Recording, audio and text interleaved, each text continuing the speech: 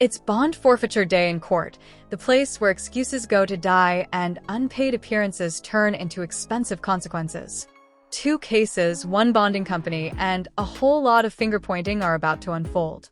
Let's get into it. Or DCC v. 1018, and I guess these are both kind of similar issues with regard to the same bonding company, correct? I think they're identical. And then 24 DCC v. 1321. Mr. Kelly or Mr. Romano, what's... On Mr. Celestine, and again, I think the issues are the same here, is that the defendants in each of these cases, in Mr. Celestine's case, he was ordered, I think, by the court to get a drug patch on one setting, given 24, 48 hours, go get a drug patch, come back, or give us notice that you've done so, and for whatever reason didn't. So my interpretation of that is a bond that should have been revoked by the court, not forfeited or left. Here's the deal. Bond forfeiture means someone didn't show up, and they were supposed to, and now the bonding company's on the hook. But this case, it's getting messy. The court says forfeited. The bond company says we didn't even know. Spoiler alert. Everyone's about to play the blame game. Mr. Romano and his company responsible, that was an issue between Mr. Celestine and the court. I think the issue is the same. Well, I mean, if he... You ordered it in court one day. He apparently showed up to court, and we weren't notified at the jail that he had to have one, so his first setting, you showed up and said you need to have a drug patch within 24 hours. It didn't get done. We didn't know it didn't get done. And so the next 4 days, we moved the hearing up, and he didn't show up to court.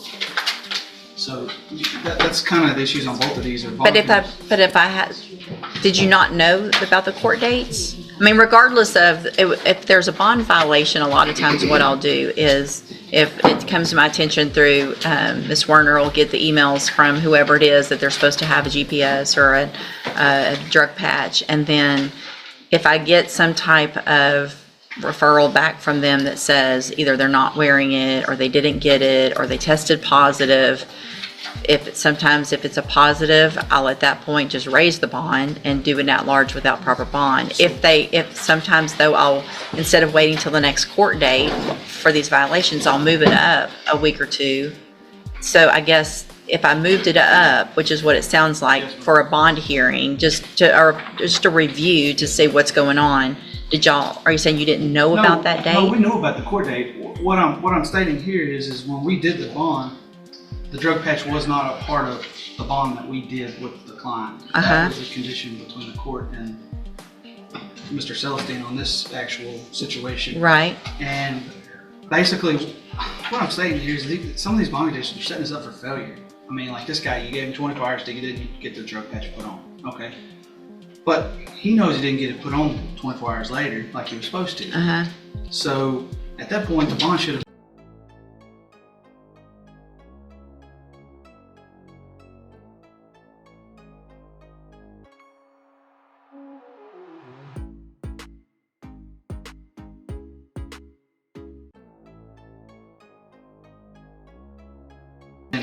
either at large without proper bond. I mean, even if we want to do judgment ACCUSES, they can be defendant onlys, because we're the ones getting punished here for bond conditions that when we post these bonds at the jail, we don't have much to know about. I mean, the next guy violated 18 times bond conditions that we didn't know about until the day of the hearing that he forfeited on.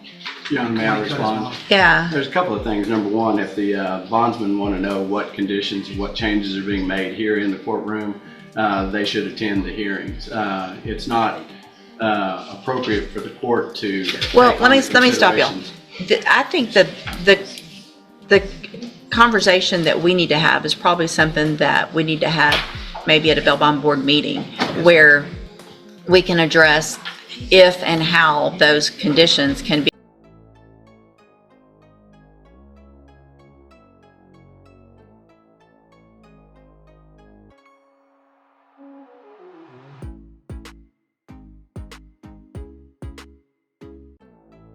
be relayed when we do them here in court to you guys. But the thing is that's every court does it differently. Yes, ma'am. But the court date and the bond forfeiture it is what it is. I mean, they didn't show up.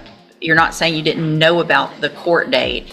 And so I think regardless of why I set something, whether it was because of a bond issue, that to me, we're talking about two separate things. Somebody didn't show up for court because of violation of a bond condition, but they didn't show up for court.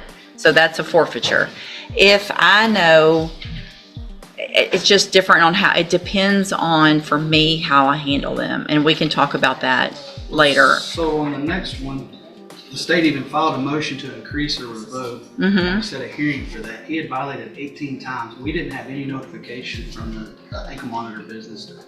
And we have no grounds to drop him when he is violating those conditions. No, I understand that y'all might need some type of, I understand. So I'm asking some kind of relief because this next, Well, I don't know that I knew someone violated 18 times. I didn't say because, you did. No, I'm just saying I don't know that either of us Yeah. knew that. Because if someone's violating an ankle monitor 18 times, typically it's going to Somebody's- immediately be at large without proper bond, not just let's reset a hearing for a week out, because I would be concerned about that. So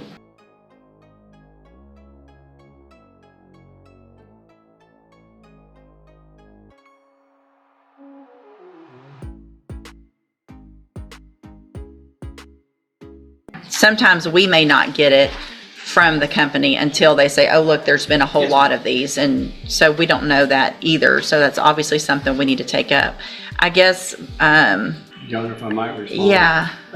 Section 2213 does not list the court changing bond conditions as a grounds for exoneration on the bond. I mean, it's simply not there. I mean, it's the court has to address the defendants as the defendants appear in the court. The bond conditions for the jail. Right now, Mr. Romano has not told the court that they can't go over to the jail and pick up a copy of the conditions that are placed on them at that time. I don't know why they're not getting communication from the Well, no, ankle he's monitor. getting them. They're getting them It's fixed. when they're initially done. yeah, it's fixed now. That issue. That's been, Okay. yeah, we've been working on that. Otherwise, they But can what attend he's here. not getting is their information here. And I understand that they can't also be in every court every morning. There's, I don't know how many people they have working for them, but we've got 4 or 5 courts going on. So I understand that there's an issue potentially with getting that information. I don't think it changes legally, though, the fact that there was a court date, knew about it, the defendant didn't show up for that court date. And so I don't think legally there's relief necessarily that I could give unless there's some agreement to that. I do understand where you're coming from, but I think the fact that y'all knew about the court date, it wasn't some communication issue with knowing that he had to be here, or both of them were guys, that they had to be here, and that it didn't show up. I understand what you're saying. If you knew that there were those violations ahead of time, maybe y'all would have filed an AFRS or whatever. That's part of what my thing is. We can't. We do bail bond agreements with these people, and it spells out what grounds we have. Right. So these violations have to come from the court as far as the issuing of warrants, and I can't even go rearrest them. We have a investigations company, but I can only go pick up on our forfeitures. So even if we do it at large, my hands are tied on some of this. And Mr. Price just wants us to keep going after these people, and I understand that. But even on this kind of situations, I can't go after these people. I can't even issue a warrant for them. Legally, I cannot, because they could come back at us and go, well, here's what our contract says. Well, the bond conditions were not part of our bail bond agreement. Well, what if, we need to talk about that later too. Make a note, because why can't y'all put in your bond agreement that it's any bond conditions that are there and any bond conditions that the court orders? That would be something we have to do after the fact. So sometimes, like now, we're knowing bond conditions. This isn't an issue that's going to keep coming up because they fixed it at the jail. But this is some of the old stuff that we didn't know until we get blindsided. Like, So were these my conditions on both of these, or were these conditions that were, because I think that is different. If these were conditions that were placed by the magistrate at the jail, or were these conditions that were placed on them here in court by me? I'm sorry, Judge, on Mr. Celestine, I believe that was the court's yeah, that was the court's. on the drug patch. Okay. These were the court's standard conditions because they're One's a general felony. violations anyway. Mr. Ortiz, I think, is going to be yours also. Okay, so these weren't the jail issue. Okay, all right. Then I'm going to grant the forfeitures in each case, and then we can discuss somehow if I get with all the courts, though, to figure out a way to get bond conditions that are placed on them after the fact by the court, which happens all the time. And so I don't know, really, other than y'all being here, but we can try to work something out. But I don't think that's necessarily the issue is going to be getting everybody to do with the same. But we can talk about it at Bail Bond Board. All right. Your Honor, just for clarification, I would ask that the court take judicial notice of the court's bond forfeiture docket for the cases thereon, We'll do so. and take judicial notice of the bond forfeiture case and the underlying criminal case in each of those, We'll do that as well. and enter judgment according to the court's docket. I will do that as well. We have final judgments prepared for that. Your Honor. Okay, thank you. Thank you, Your Honor. All right, and hey, remind me, and we'll try to figure something out.